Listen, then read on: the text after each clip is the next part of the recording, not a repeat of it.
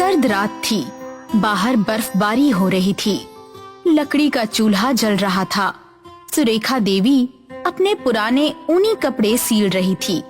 रागिनी एक किताब लेकर बैठी थी। दादी, मुझे माउंट ग्लेशियर कॉन्वेंट स्कूल में एडमिशन लेना है। वहाँ की पढ़ाई बहुत अच्छी है। सच? लेकिन वहाँ पढ़ने के लिए तो बहुत पैसे लगते हैं बिटिया। मुझे स्कॉलरशिप मिल सकती है, बस एडमिशन फीस भरनी होगी। अगर मैं वहाँ पढ़ूंगी तो इस गांव की पहली लड़की बनूंगी जो शहर जाकर पढ़ेगी। मैं तुझे जरूर पढ़ाऊंगी रागिनी, चाहे इसके लिए मुझे अपना घर भी गिरवी रखना पड़े। रागिनी आश्चर्य से दादी को देखती है। सुरेखा देवी की आंखों में संकल्प झलक रहा था। मुखिया एक बड़ी कुर्सी पर बैठा था। कुछ लोग उसके पास बैठे बातें कर रहे थे। सुरेखा देवी अंदर आती है। अरे सुरेखा देवी, आप यहाँ? कहिए, क्या सेवा करूं? मुझे कर्ज चाहिए। मैं अपना घर गिरवी रखना चाहती हूँ। घर गिरवी? इतने सालों तक तुमने किसी से कर्ज नहीं मांगा, अब अचानक? मुझे मेरी पोती को शहर के स्कूल में पढ़ाना है, उसे कुछ बनाना है। मुखिया ठहाका लगाकर हंस पड़ता है। अरे, इस गांव में कोई लड़की पढ़ी लिखी अफसर बनी है क्या? क्यों अपना घर दांव पर लगा रही हो? पहली बार कोई लड़की ये करने जा रही है, इसीलिए आपको ये मजाक लग रहा है। मान लो, अगर वो फेल हो गई तो तुम्हारा घर भी चला जाएगा। मेरा विश्वास हार नहीं सकता।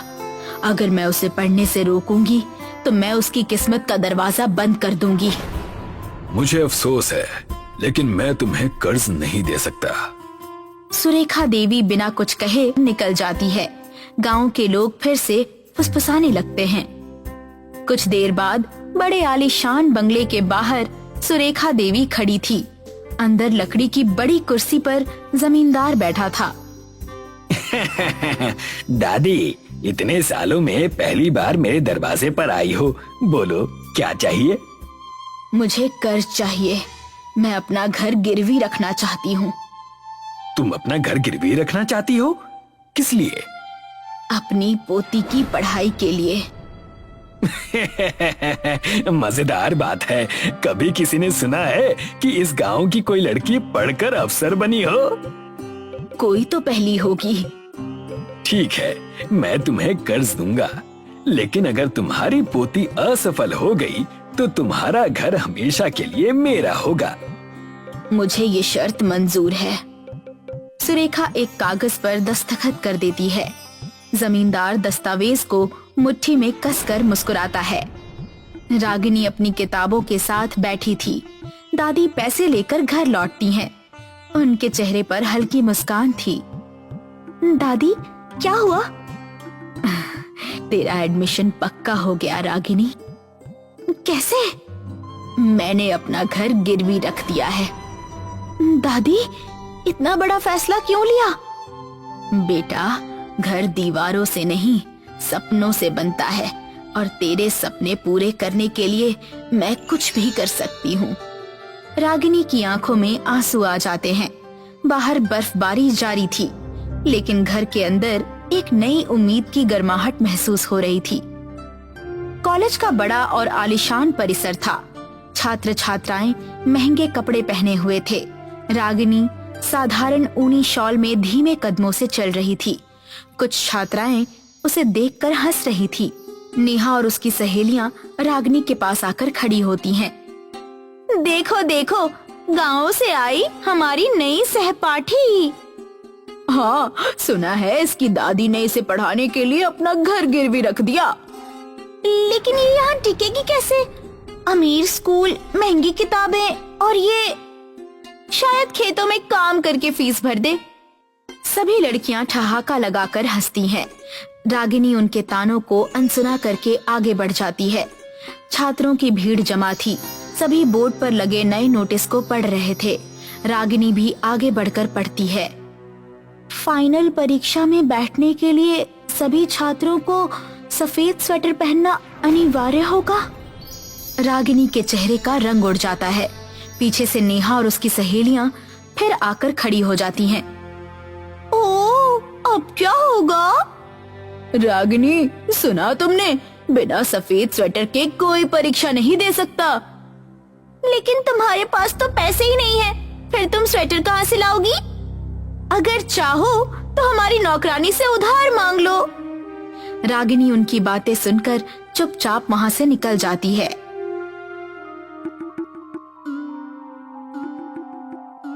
क्या हुआ बिटिया, स्कूल में कुछ परेशानी हुई क्या? दादी, फाइनल परीक्षा में बैठने के लिए सफेद स्वेटर पहनना अनिवार्य कर दिया गया है और मेरे पास तो। रागिनी आगे कुछ नहीं बोल पाती। चिंता मत कर बेटा, कुछ ना कुछ उपाय तो होगा ही। कुछ देर सोचती हैं, फिर उनकी आंखों में एक चमक आ जाती है। वे हल्के से बुदबुदाती हैं, अगर पहाड़ों में आग जल सकती है तो बर्फ से स्वेटर क्यों नहीं बन सकता? दादी, आप क्या कह रही हैं? एक पुराना ज्ञान है जो आज किसी को याद नहीं। हमारे पूर्वजों को बर्फ बुनाई की कला आती थी। बर्फ से स्वेटर? हाँ बिटिया, ये आसान नहीं है, लेकिन नामुमकिन भी नहीं है। मुझे सिर्फ हिमालय की सबसे ठंडी बर्फ चाहिए।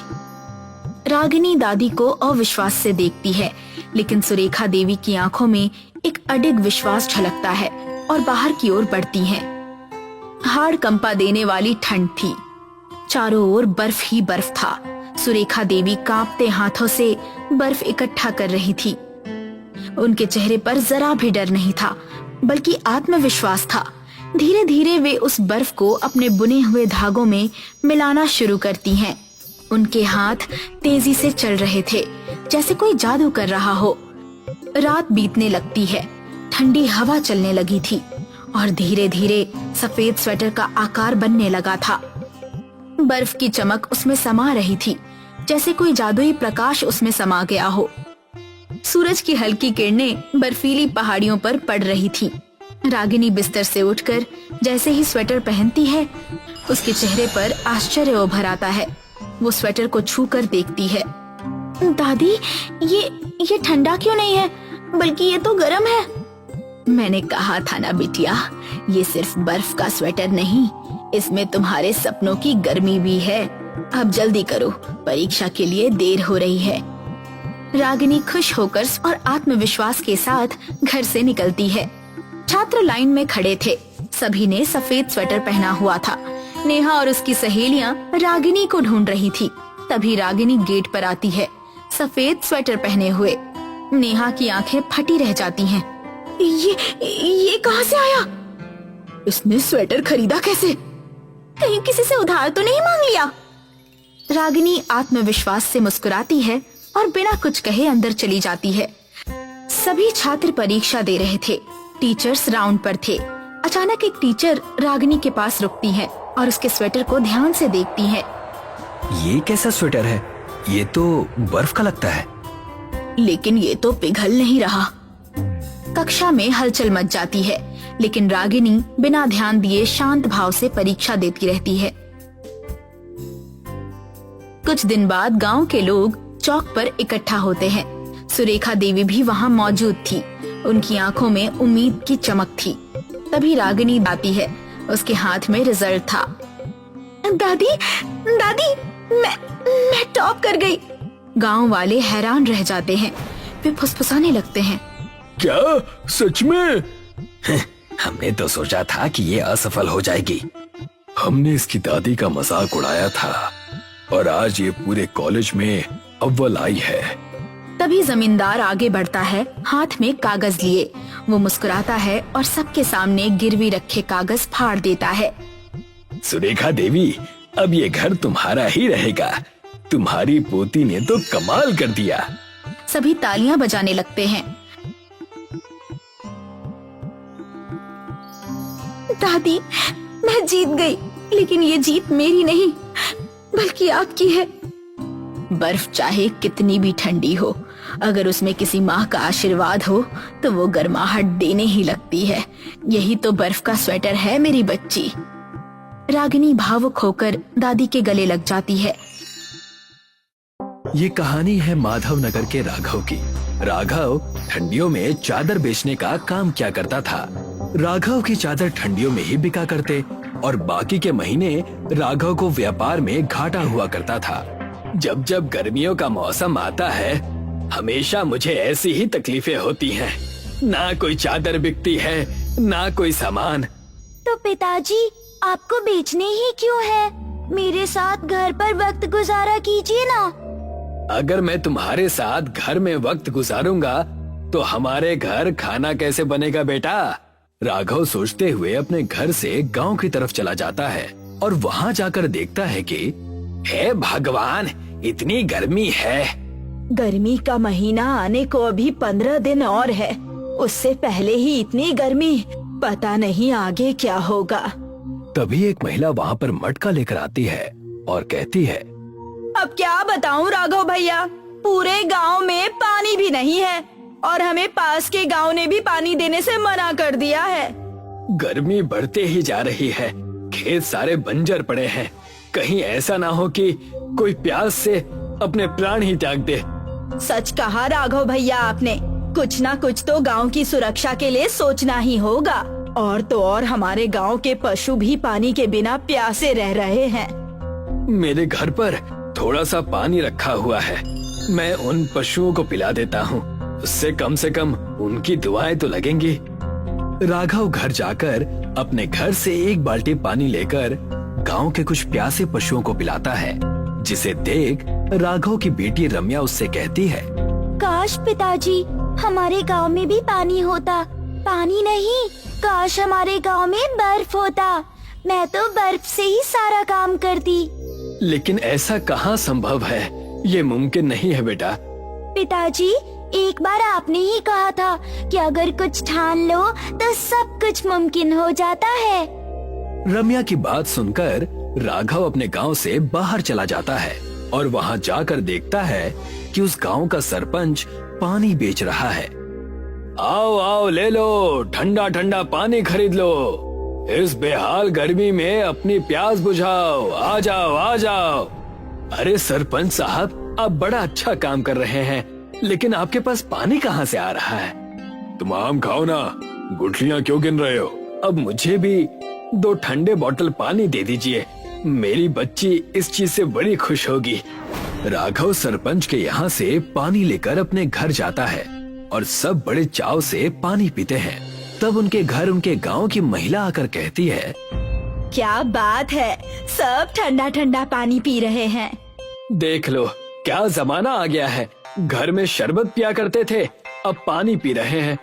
इतनी गर्मी के हाहाकार में भी पता नहीं सरपंच जी कहाँ से ठंडे पानी बेच रहे हैं।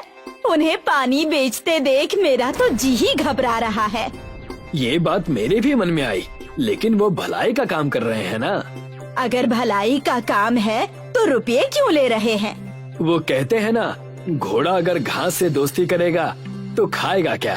और आज तो मैं भी उनके पास नौकरी मांगने जा रहा हूँ, घर में कुछ तो अनाज आएगा।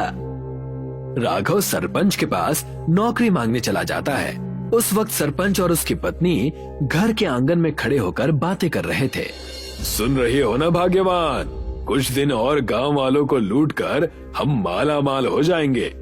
मैं तो सोच भी नहीं सकती कि उस बकरी के श्राप की वजह से हमें इतना मुनाफा हो रहा है। जब तक उस बकरी को तुम उस बर्फ की खदान में रखोगी, तब तक हमें ऐसे ही बर्फ मिलता रहेगा। घर के पास खड़ा राघव सारी बातें सुनकर दंग रह गया। मैंने सरपंच जी को भगवान का रूप समझा था, लेकिन ये तो पूरे के पूरे दानव निकले। मुझे ये सारा माजरा समझना पड़ेगा। आखिर ये बर्फ की खदान है क्या? अगले दिन की सुबह होते ही राघव सरपंच जी का पीछा करने लगा और देखा कि सरपंच एक जंगल से होता हुआ एक बड़ी सी गुफा की तरफ जा रहा है, जहाँ से बकरी के मिमियाने की आवाज आ रही है। ये बकरी की आवाज कैसी? कहीं ये वही बकरी तो नहीं जिसके बारे में सरपंच और सरपंचाइन बात कर रहे थे? सरपंच बर्फ की खदान में जा चुका था। राघव भी उनका पीछा करते हुए अंदर चला गया और वहाँ जाकर देखा तो बकरी ठंड की वजह से बुरी तरह से कांप रही थी।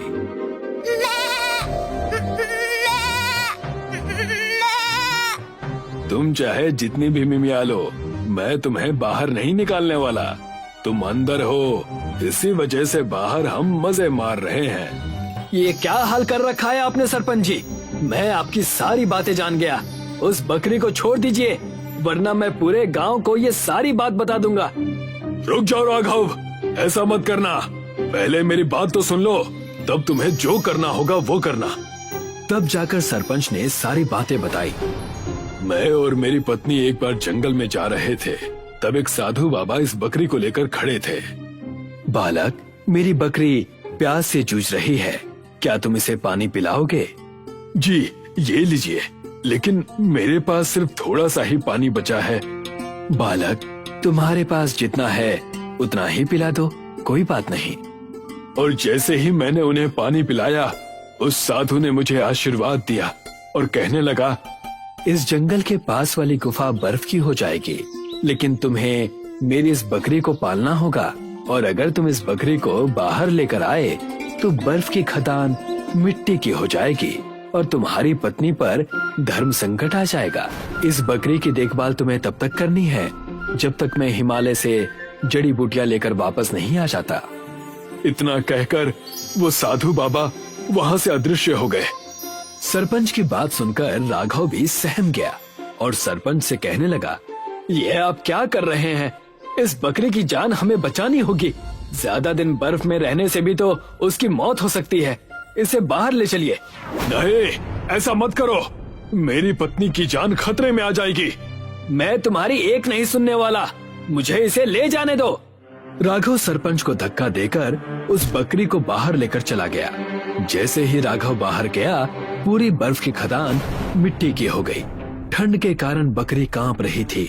राघव ने उसे धूप में खड़ा किया ताकि उसे थोड़ी गर्मी लगे, और जैसे ही बकरी को गर्म हवा लगी, बकरी खुद से कहने लगी, राघव, मुझे बचाने के लिए धन्यवाद। मैं एक मायावी बकरी हूँ। तुमने मुझे बचाया, इसलिए मैं तुम्हें एक वरदान दे रही हूँ। तुम बोल कैसे रही हो और तुम्हें मेरा नाम कैसे पता है? मैं लोगों को देखकर उनका नाम और काम पता लगा लेती हूँ। मेरा वरदान ये है कि तुम्हारी सारी चादरें अब बर्फ की हो जाएंगी। जहाँ मैं खड़ी हूँ उस जगह की मिट्टी को ले जाकर अपने चादरों में डाल दो, वो सब बर्फ की हो जाएंगी और मुझे यहीं जंगल में छोड़कर चले जाओ। और सरपंच, अब तुम्हारी पत्नी सुरक्षित है। मैं क्या सच? तुम्हारा लाख लाख शुक्रिया। मैं उन बर्फ की चादरों से लोगों की भलाई करूंगा। पूरे गर्मी में सबको चादर बांटूंगा। राघव उस बकरी के कदमों की मिट्टी को ले जाकर अपने घर की चादरों पर डालने लगा। देखते ही देखते सारी चादर बर्फ की बन गई। मैं ये सारी चादर सबको बांट दूंगा। अब से इस कड़ाके की गर्मी में कोई प्यास से नहीं जूझेगा। लगता है आपने अपनी मन की ठानी हुई बात पूरी कर ही ली। इतनी सारी बर्फ की चादरें आपने बनाई कैसे? ये एक मायावी चादर है जो हमेशा बर्फ की रहेगी। हुर्रे! अब मैं इस बर्फ की चादर को लपेट कर खेलूंगी। राघव ने बर्फ की चादर पूरे गांव में बांटी। पूरे गांव से गर्मी का कहर खत्म हो गया और राघव और सरपंच खुशी खुशी रहने लगे। मुंबई जैसे भीड़ भाड़ वाले शहर में एक लड़का रहता था, माही। माही लगभग 22-23 साल का था। वो सुबह उठकर पेपर डालता, फिर दिन भर उसे जो भी मजदूरी का काम मिल जाता वो कर लेता, क्योंकि माही ज्यादा पढ़ा लिखा नहीं था। अक्सर अमीर लोगों को अपनी गाड़ी से उतरते देख, काश मेरी भी ऐसी गाड़ी हो, लेकिन मेरी किस्मत में ये सब कहाँ। मैं तो पैदा ही गरीब हुआ हूँ। ऐसा बोलकर वो अपने रोजमर्रा की जिंदगी में उलझ जाया करता था। माही को एक छोटी सी चाय और वड़ा पाव की दुकान में काम मिला। माही बहुत खुश था। उसे रोज के लिए पैसे मिल जाते थे, जिससे उसका घर चलता था। एक दिन इस दुकान पर एक लड़की चाय पीने आई। उसने चाय पी और माही की ओर देखती रही। अगले दिन वो लड़की फिर वहाँ आई और आज भी वो माही की ओर देख रही थी। भाई यहाँ आओ। जी मैडम। तुम उम्र में इतने छोटे हो, तुम यहाँ ऐसे काम क्यों करते हो? मैडम, मैं पढ़ा लिखा नहीं हूँ, मुझे यही काम मिल सकता है। तुम कुछ नया सीखना चाहोगे? मौका मिले तो क्यों नहीं मैडम। ठीक है, ये लो मेरा कार्ड। यहाँ कुछ दूरी पर मेरा कैफे है, कल मुझे वहाँ आकर मिलना। कार्ड देकर वो लड़की वहाँ से चली गई और माही कंफ्यूज था। अगले दिन माही उस लड़की के कैफे में पहुँचा। मैडम, मैं यहाँ क्या काम कर सकता हूँ? सफाई वगैरह? तुम बहुत मेहनती हो, तुम सीख जाओगे। मेरे हिसाब से तुम्हें किचन में काम करना चाहिए, जिससे कि तुम नई नई डिशेस बनाना सीखो। जैसा आप बोले। और उसी दिन से माही ने किचन में काम करना शुरू कर दिया। पहले तो वो सिर्फ सफाई कर रहा था, फिर शेफ की सब्जियां काटने में हाथ बटाने लगा। वो शेफ को अच्छे से ऑब्जर्व करने लगा कि कैसे वो चीजें पकाता है। कुछ दिनों बाद शेफ और माही की अच्छी दोस्ती हो गई। भाई, इसको क्या कहते हैं? आलू की सल्ली? नहीं नहीं, ये तो फ्रेंच फ्राइज है। वो क्या होता है? ये आजकल के बच्चों का बड़ा ही पसंदीदा फास्ट फूड है। फिर शेफ ने माही को फ्रेंच फ्राइज बनाना सिखाया। कुछ दिनों बाद माही किचन में फ्रेंच फ्राइज बनाने लगा। अरे वाह, तुम्हें तो फ्रेंच फ्राइज आ गई। जी मैडम, शेफ भाई ने सिखाया। अच्छा है शेफ जी, इन्हें बर्गर भी सिखा दीजिए। जी मैडम। और फिर शेफ ने माही को बर्गर भी बनाना सिखाया। कुछ दिनों बाद माही फ्रेंच फ्राइज और बर्गर्स बहुत ही अच्छे से बनाने लगा। तभी कैफे की ओनर ने उसे अपने पास बुलाया। हाँ मैडम। अब जब तुम्हें फ्राइज और बर्गर आ गया है, तो तुम अपना स्टॉल क्यों नहीं डालते? मैडम, मैं यहाँ की तनख्वाह में खुश हूँ। ऊपर से स्टॉल डालने के लिए मेरे पास पैसे भी नहीं है। स्टॉल डालने के लिए पैसे मैं दूंगी, बाद में तुम मुझे वापस कर देना। पर मैडम, आप ये सब क्यों कर रहे हो? क्योंकि मैं भी तुम्हारी तरह थी, मेरे पास भी कोई काम नहीं था। किसी भले इंसान ने मेरी मदद की थी और मुझे बोला था किसी और की मदद करने के लिए। इसीलिए मैं चाहती हूँ कि तुम अपना स्टॉल डालो, अपने पैरों पर खड़े हो जाओ और फिर तुम किसी और की मदद कर देना। माही ने मालकिन की बात मान ली और उससे पैसे ले लिए। कुछ दिनों बाद माही ने अपना फ्रेंच फ्राइज का स्टॉल खोला और कैफे की मालकिन ने उसका उद्घाटन किया। जल्दी ही माही के फ्राइज फेमस हो गए। कॉलेज स्टूडेंट्स और यंगस्टर्स की वहाँ पर भीड़ लगने लगी। माही का मुनाफा बढ़ने लगा। माही ने अपनी सहायता के लिए लोग रख लिए और देखते ही देखते माही का छोटा सा स्टॉल अब बड़ा सा कैफे बन गया। और आज भी माही रोज उस कैफे की मालकिन की पूजा करता था। कहाँ एक कम पढ़ा लड़का जो वड़ा पाव की दुकान में काम करता था और कहाँ एक कैफे का मालिक। और इसकी वजह थी उस कैफे के मालकिन की अच्छाई। इसीलिए कहते हैं अच्छाई बांटने से बढ़ती है।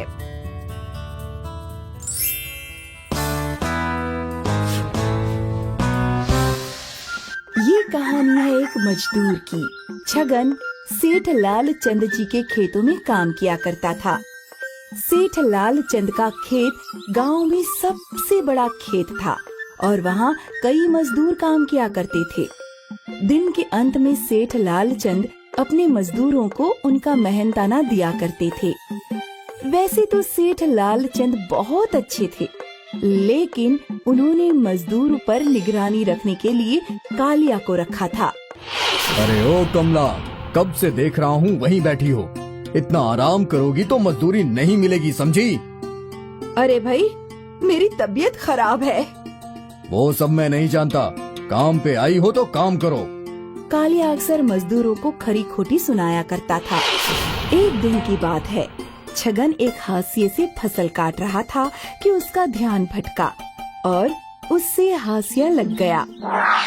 कुछ मजदूर उसकी ओर दौड़े। एक औरत ने उसकी मलहम पट्टी की और फिर सारे मजदूर काम करने लगे। कुछ देर बाद कालिया आया। अरे छगन, क्यों बैठा है तू?